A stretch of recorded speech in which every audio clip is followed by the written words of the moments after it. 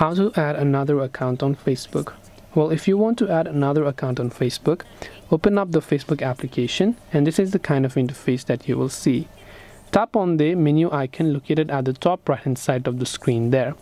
Now once you're here, you might say that when you tap on this drop down arrow, and this is the option to add another account. Well, unfortunately, Facebook, I don't know why they made it a little bit complicated, but this is not the way. These are simply some of the pages that this profile owns, and these are some of the accounts that are currently linked to your Facebook account. So this is not the case. So to add another account, what we actually have to do is scroll down and just log out of our current account and go to the logout button. Then once we've done that, we can select log into another account, and we can actually add another account without removing the current account. So the current one, the login information will still be saved if you have saved it, and meanwhile you can go to log into another account and you can enter the new login information to log in with, and this way you will be able to add another account on Facebook. I hope that this video was very helpful. If you have got any more questions, queries or doubts, feel free to also leave them down below. Thank you for watching, and see you soon in the next video.